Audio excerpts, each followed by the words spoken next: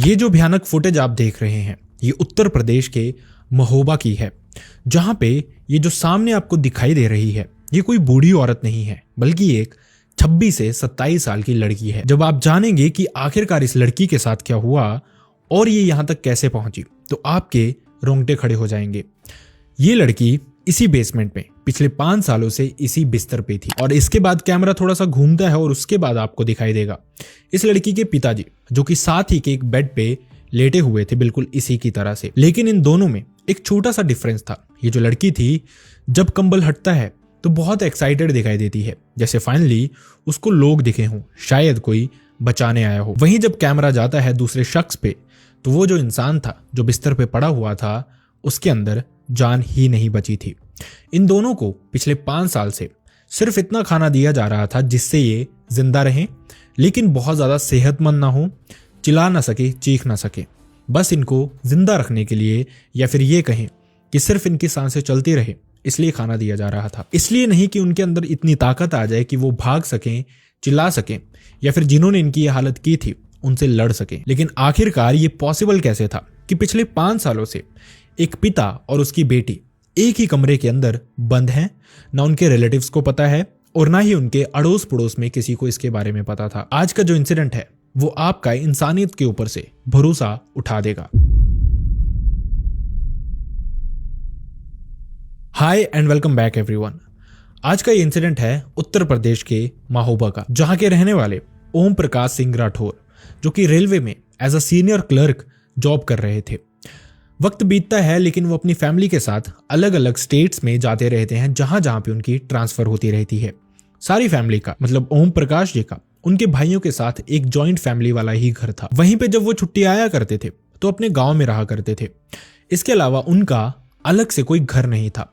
वक्त बीतता है, ओम प्रकाश जी की नौकरी पूरी होती है जब 2015 में 60 साल की उम्र में उनकी रिटायरमेंट होती है। रिटायरमेंट पे एक अच्छा फंक्शन किया जाता है, बहुत अच्छे सेलिब्रेशंस होते हैं और उसके बाद वो अपने भाइयों के साथ ही अपने पुराने घर में रहने चले जाते हैं। लेकिन इस सब के दौरान महोबा में ही उन्होंने एक नए घर की कंस्ट्रक्शन लगा दी हुई थी क्योंकि फाइनेंशियली वो बहुत स्टेबल थे।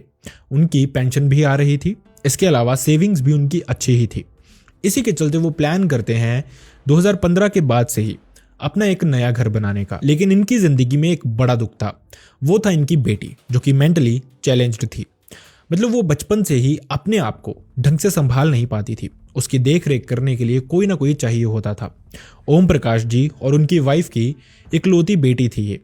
खैर जिंदगी जैसे तैसे चल रही थी, लेकिन 2016 में ओम प्रकाश जी के लिए दुख और भी बड़ा हो जाता है जब उनकी पत्नी की भी मौत हो जाती है। अब इनकी फैमिली में बचे थे ओम प्रकाश जी खुद और उनकी बेटी रश्मि। 2016 के आसपास ही उनका ये नया घर बनके रेडी भी हो गया था जिसमें वो शिफ्ट हो जाते हैं। लेकिन अब यहाँ पे प्रॉब्लम ये थी कि ओम प्रकाश जी भी अभी एजड हो चुके थे, उनकी बेटी खुद को संभाल नहीं सकती थी, इसीलिए उनको घर पे कोई इंसान चाहिए था, कोई नौकर जो उनकी देखरेख करे, उनके कपड़े धो दे, घर की साफ सफाई कर दे और उनके लिए खाना बना दे और साथ ही रश्मि का ध्यान भी रखे। इसी के चलते वो मिलते हैं बहुत सारे लोगों से।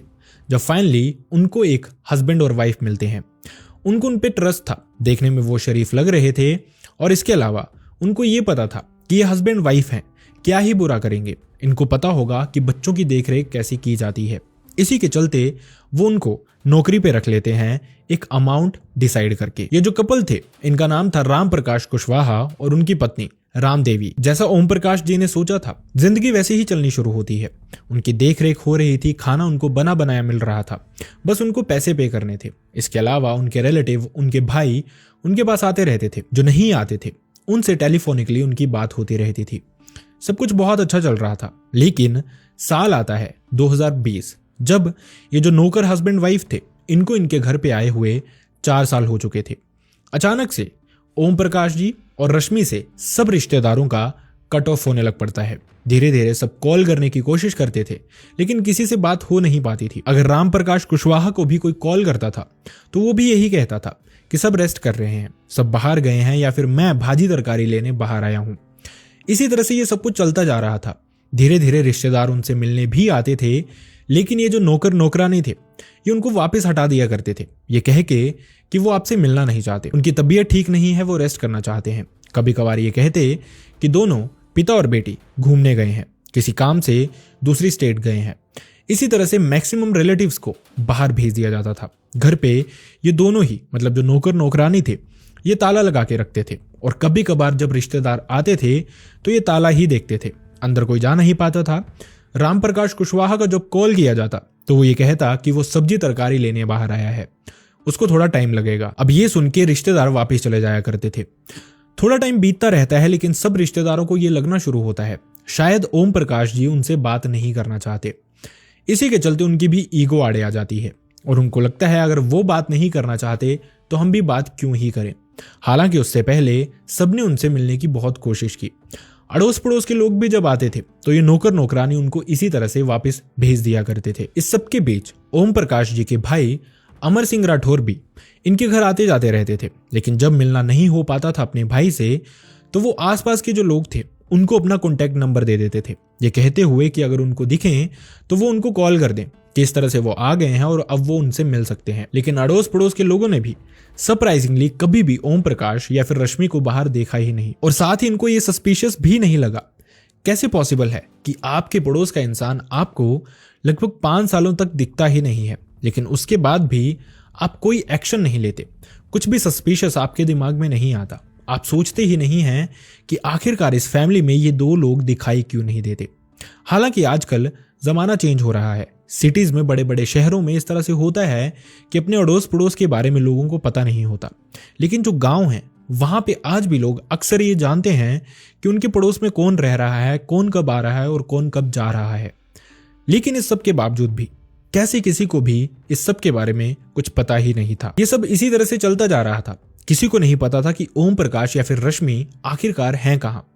किसी की बातचीत हो नहीं पाती थी और सबको लगता था कि शायद वो इंसान खुद ही किसी से बातचीत नहीं करना चाहते।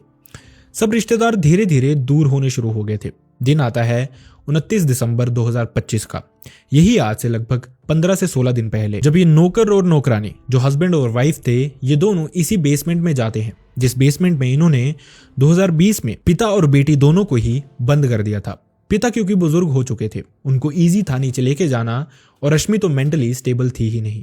इसी के चलते दोनों को वो नीचे लेके जाते हैं। 2020 में उनको बंद कर दिया गया था अंदर, एक ही कमरे में, जहां पे ना कोई खिड़की थी ना ही कोई दरवाजा था स्पेसिफिकली बाहर जाने के लिए। उसी कमरे में वो उसी अंधेरे में पिछले 5 सालों से रह रहे थे। लेकिन 2025 के दिसंबर मंथ में 29 तारीख को ये दोनों हस्बैंड वाइफ जब नीचे जाते हैं, अंदर जाते हैं ये चेक करने कि क्या वो ठीक हैं, उनको खाना देने के लिए, तो वो देखते हैं कि रश्मि के शरीर में मूवमेंट्स थी। देखने से लग रहा था कि रश्मि अभी भी जिंदा है, बहुत वीक हो चुकी है लेकिन फिर भी जिंदा है।